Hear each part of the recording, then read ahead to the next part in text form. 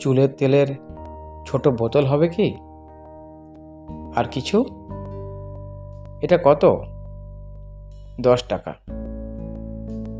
আমাকে একটা লাক্স সাবান, একটা সার্ফ এক্সেল আর একটা ডাবর আমলা দিন। আমাকে 3টে ডিম দাও।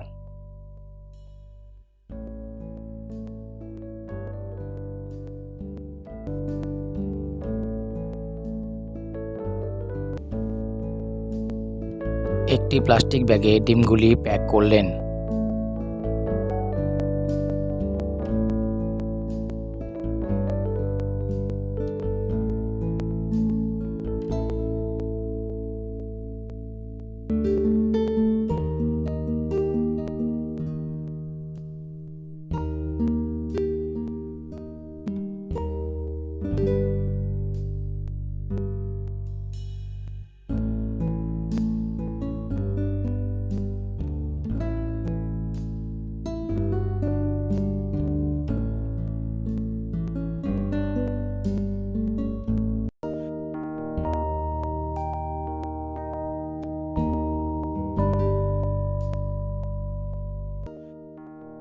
এটা মাত্র 1 পিস আছে।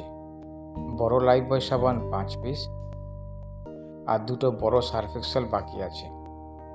এটা 7 পিস বাকি আছে। 1 2 3 4 5 6 7 7টা কোলগেট পেস্ট বাকি আছে।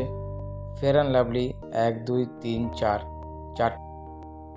আমি এবং আমার পরিবার ব্যাঙ্গালোরের নাগরায় থাকি। আমার পরিবারে আমার বাবা, মা, বোন, স্ত্রী এবং আমার সন্তান আছে। আমরা পরিবারের 6 সদস্য। আমি জন্ম থেকেই অন্ধ। আমি কিছুই দেখতে পাই না, আর এই নিয়ে বিশেষ কিছু করার নেই। কিন্তু আমি যে অন্ধ তা নিয়ে আমি চিন্তিত নই। ঠিক আছে, আমার জীবন ভালো চলছে। ঈশ্বর আমাকে চোখ থাকা লোকের চেয়েও বেশি কিছু দিয়েছেন, তাই সব ঠিক আছে, আমি ভালো আছি। শিক্ষিত নই, শিক্ষিত না হয়েও আমি সবার ভালো যত্ন নিই এবং সব কিছু ঠিকভাবে চালাই। আমার মা আমাকে স্কুলে ভর্তি করার জন্য অনেক চেষ্টা করেছিলেন, কিন্তু যেহেতু আমার বয়সসীমা পেরিয়ে গেছিল, কোনো স্কুল আমাকে ভর্তি করেনি। একদিন কেউ একজন আমাকে জীবন বিমানগরের এনএবি সম্পর্কে জানায় এবং আমাদেরকে তাদের নাম্বার দেয়। সেখানে ওরা আমাকে চলাফেরার প্রশিক্ষণে যোগ দেওয়ার পরামর্শ দেয়। তো আমি সেখানে প্রশিক্ষণ প্রোগ্রামের নাম লেখালাম। মাত্র 45 দিনের মধ্যে সব কিছু শিখলাম। সেই প্রশিক্ষণে তারা শেখায় কীভাবে সেলফোন ব্যবহার করতে হয়, কীভাবে ছড়ি ধরতে হয়, একা থাকলে সঙ্গে কেউ থাকলে হাঁটতে হয়, বাসে উঠতে হয় ইত্যাদি। আগে আমি পাশের দোকানে যেতাম আর সেখানে দাঁড়িয়ে দোকানদারের সাথে গল্প করতাম। আমার মনে হতো যে আমিও জিনিসগুলোকে স্পর্শ করি, ওইগুলোকে চিনি এবং জীবনে কিছু একটা করি। আমি এটাকে একটা চ্যালেঞ্জ হিসেবে নিয়ে নিলাম। তাই আমি বিভিন্ন বস্তুকে স্পর্শ করে চিনতে শুরু করলাম। লাইফবয় কেমন হয়, লাক্স সাবান কেমন, এবং রেড লেবেল এবং তাজমহল কেমন। এগুলির প্রত্যেকটি একে অন্যের থেকে আলাদা। আমরা শুধু তাদেরকে স্পর্শ করে পার্থক্য বলতে পারি।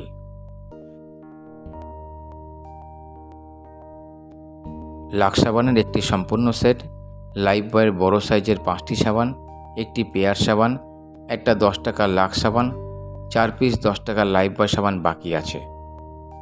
আপনি যদি আমাকে জিজ্ঞাসা করেন যে আমি কিভাবে এদের শনাক্ত করি, কখনো এমন হয় যে একই আইটেম দুটি ভিন্ন কোম্পানি বানায়, দুটোর মধ্যে কোনো পার্থক্য থাকে না। সেক্ষেত্রে এমনভাবে জিনিস রাখার ব্যবস্থা করতে হয় যাতে দুটি একই রকম জিনিসের মাঝখানে অন্য রকমের পণ্য রাখা হয়। এবার যখনই কেউ এগুলি চাইবে, তখন আমরা সহজেই জিনিসগুলি বের করে দিতে পারি। যেমন লাইফবয়ের কোন আলাদা প্রকৃতির এবং লাক্সের নকশা অন্যরকম হবে।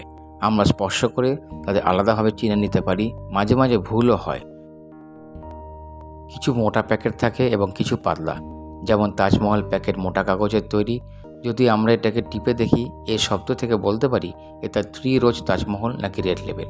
শুরুতেই তারা আমাদেরকে সমস্ত আইটেমের এমআরপি এবং তাদের বিক্রয় মূল্য জানায়। যদি কোনো নতুন পণ্য হয়, তারা আমাদের জিনিসটার নাম বলে দেয়। আমরা নতুন আইটেমের নাম এবং এমআরপি মুখস্থ করি। তাই যখন গ্রাহকরা এসে কোনো নির্দিষ্ট পণ্যের জন্য জিজ্ঞাসা করে, আমি তাদেরকে সেইটা দিই এবং তার দাম বলি। বস, একটা ডেটল সাবান প্লিজ। এটা কত? 20 টাকা। আমার মনিব প্রথমে জিনিসগুলি সঠিকভাবে সাজিয়ে নেন, তারপর সব জিনিসের অবস্থান বোঝাবার জন্য আমাকে চারপাশে নিয়ে যান এবং আমাকে প্রতিটি পণ্যের অবস্থান স্পর্শ করে মনে রাখতে সাহায্য করেন। যেমন এখানে ম্যাগি রাখা হয়েছে, ওখানে ভার্মিসেলি, আর ওখানে নানান ফ্লেভার আছে, যেমন সুপি নেসলে ম্যাগি, এবং আজকাল সানফিস্টের একটা নতুন এসেছে। এগুলি সবই বিভিন্ন জায়গায়, তাই স্টক এলে আমরা যদি একবার সব জায়গা নির্দিষ্ট করি তাহলেই যথেষ্ট। এমনকি যদি আমার মনিব পরে নতুন সময় স্টক নিয়ে আসেন, তবে তিনি সেগুলিকে সঠিক জায়গায় রাখবেন। টাকার ক্ষেত্রে, বিশেষ করে পয়সার ব্যাপারে, প্রত্যেকটা পয়সায় একটা করে ক্রস থাকে। 2 টাকার কয়েনে ক্রসটা সামান্য বড়, 1 টাকার কয়েনে ক্রসটা একটু ছোট থাকে, নতুন 2 টাকার কয়েনটা একটু রুক্ষ। যদি আপনি এটাকে ঘুরিয়ে ঘুরিয়ে অনুভব করেন তবে রুক্ষ মনে হয়। 50 টাকা, 100 টাকার নোটের ক্ষেত্রে আমি এটাকে চেপে ধরে শনাক্ত করি।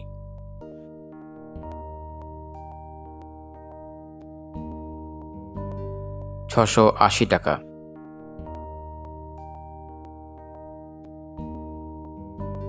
আপনি যদি ভাবছেন যে আমি কিভাবে স্টক বজায় রাখি, তাহলে বলি আমি সবসময় 12 পিস জিনিস রাখি। যদি তার মধ্যে 6টা বিক্রি হয়, তখন যখন কোম্পানির প্রতিনিধিরা আসলে আমি মনে করে বলি যে কোন জিনিস কয় পিস বিক্রি হয়েছিল এবং সেই মতো অর্ডার দিই। আমার দোকানে দিনে কমপক্ষে 8,000 টাকার ব্যবসা করি। কখনো কখনো এমন হয় যে কিছু গ্রাহক এসে এমন জিনিস চায় যা আমার দোকানে পাওয়া যায় না। যেমন তারা জিজ্ঞাসা করে আমাদের কাছে কলা আছে কিনা, তখন আমি বলি যে নেই। তারপরে তারা অন্যান্য জিনিসের খোঁজ করে, যেমন আমাদের কাছে রয়েছে 1 প্যাকেট বিস্কিট, 1 প্যাকেট সিগারেট ইত্যাদি। তারপর যখন আমরা তাক থেকে জিনিসগুলি নামিয়ে আনি, তারা তখন বলে যে অন্য দোকান থেকে কলা নিয়ে আসছে আর ফিরে এসে টাকা দেবে, কিন্তু তারা সিগারেটের প্যাকেটটা সঙ্গে নিয়ে চলে যায়।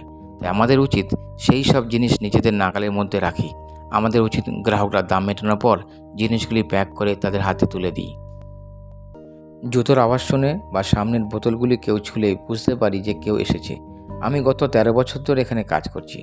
আমি যখন কাজ শুরু করি তখন আমার প্রথম কাজ ছিল সবজির দোকানে। তখন আমি প্রতি সপ্তাহে 60 টাকা উপার্জন করতাম।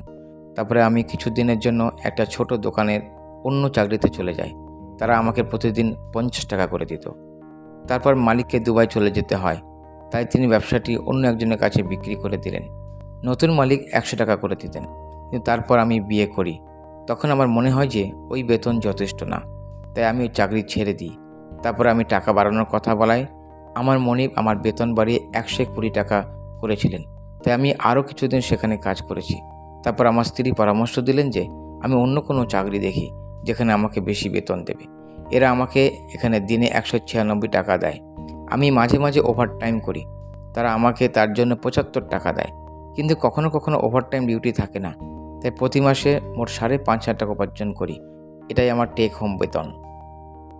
এই মুহূর্তে আমি একটি পোশাক কোম্পানির জন্য বোতাম সেলাইয়ের কাজ করি। প্রতি ঘন্টায় 150 পিস করার লক্ষ্য রয়েছে। আর যদি এর বেশি 20 পিস আরও করতে পারি, তাহলে একটি মাসিক ইনসেন্টিভ পাওয়া যায়। আমি যখন ছোট দোকানে কাজ করতাম, তিনি নিয়মিত আমার দোকানে আসতেন। যখন তিনি ক্লাস 6-এ ছিলেন, তখন থেকে নাকি অন্ধদের সাহায্য করার স্বপ্ন দেখছিলেন। তিনি আমার প্রেমে পড়ে গেলেন। আমি আগ্রহী ছিলাম না। আমি ভাবতাম যে আমার মতো অন্ধের প্রেমে কেউ পড়তে চাইবে কিনা। কিন্তু তিনি নিজে এসেই আমার প্রতি তার অনুভূতি স্বীকার করলেন। তিনি জিজ্ঞাসা করলেন আমি আগ্রহী কিনা এবং আমরা আমাদের নম্বর বিনিময় করি। আমি তাকে প্রায় ফোন করতাম। তারপরে আমি একবার তাকে একটি সেলফোন উপহার দিয়েছিলাম এবং এইভাবে সব কিছু শুরু হয়েছিল। আমি ওনার বাবা মায়ের সাথে দেখা করে ওনাকে বিয়ে করব বলেছিলাম, কিন্তু তারা রাজি হননি। তারা বললেন তুমি যদি শুনতে পেতে না বা কথা বলতে পারতে না বা তোমার অন্য কোনো ধরনের প্রতিবন্ধকতা থাকতো, তাহলে আমরা রাজি ছিলাম, কিন্তু তুমি অন্ধ, তুমি অন্ধকার জগতে বাস করো। তাই আমি তাদেরকে নিজের ইচ্ছামতো নির্ণয় করতে বলে চলে এলাম। আমি এও বলেছিলাম সে যদি উনি আবার আমার কাছে আসেন, তখন আমি চুপ করে থাকবো না। একদিন উনি আমাকে রাত 2টোয় ফোন করে কাঁদতে শুরু করেন। তিনি বললেন যে আমার সাথে থাকতে চান। তারপর দেখা করতে রাজি হয়ে গেলাম। আমি ব্যাক ফিউচারে একটা চিট ফান্ডে টাকা রাখতাম। 15,000 টাকা হয়েছিল। আমি সেই টাকাটা নিয়ে আমার ভাইয়ের বাসায় 3 দিন থাকলাম। 3 দিন পর তার পরিবার আমাদের খুঁজতে শুরু করে। আমার বন্ধুরা তাদের বলেছিল যে এটা আমার পরিকল্পনা হতে পারে না এবং অবশ্যই তাদের মেয়েই এই পরিকল্পনা করেছিল এবং তাদের মেয়েকে জিজ্ঞাসা করা উচিত। তারা ওনার পরিবারকে হুমকি দিয়ে বলেছিল যে আমার কোনো ক্ষতি হলে তারা ওদের ছাড়বে না। এরপর আমি আমার বন্ধুদের ডেকে জানিয়েছিলাম যে আমি আমার ভাইয়ের বাড়িতে আছি। তারা সবাই এসে আমাদেরকে কোডনহালি থানায় নিয়ে যায় এবং সেখানে ওরা আমাদের রেজিস্ট্রি ম্যারেজের ব্যবস্থা করে। এরপরে আমরা ওনার বাবা মায়ের কাছে ফিরে গিয়েছিলাম এবং তাদের বলেছিলাম যে আমরা বিবাহিত এবং জিজ্ঞাসা করেছি যে তারা বিবাহ অনুষ্ঠানে এসে স্বাক্ষর করবেন কিনা। তারা ওনাকে জিজ্ঞাসা করেছিলেন যে উনি এই বিয়েতে আগ্রহী কিনা। উনি বলেছিলেন যে উনি আমার সাথে থাকতে চান। উনি আমাকে খুব সমর্থন করেছিলেন। এখন আর কোনো সমস্যা নেই, যদিও ওনার পরিবার আমাদের সাথে দেখা করতে আসে না। আমি এটাকে একটা চ্যালেঞ্জ হিসেবে ধরে নিয়েছি এবং আমার জীবনকে ভালোভাবে চালাচ্ছি। আমি ভালো উপার্জনের আশা রাখি। আমার ছেলেও অন্ধ, কি আর করতে পারি। আমি 1,20,000 টাকা খরচ করে ওর চোখের অপারেশন করিয়েছি। তারা বলেছে যে কম করে 75% দৃষ্টিশক্তি সে ফিরে পাবে, তাই এই সই। আমি কঠোর পরিশ্রম করছি। হ্যাঁ, ভয় তো হয়, মা বাবাদের চিন্তা হওয়া স্বাভাবিক, কিন্তু আমাদের তাদের আশ্বস্ত করতে হবে যে আমরাও স্বাধীন হতে চাই, জীবনে কিছু অর্জন করতে চাই এবং বিয়েও করতে চাই। তখন তারা বুঝতে পারবে যে তাদের সন্তানদেরও স্বপ্ন আছে এবং সমর্থন করা উচিত এবং পিছু টান ধরে রাখা ঠিক নয়।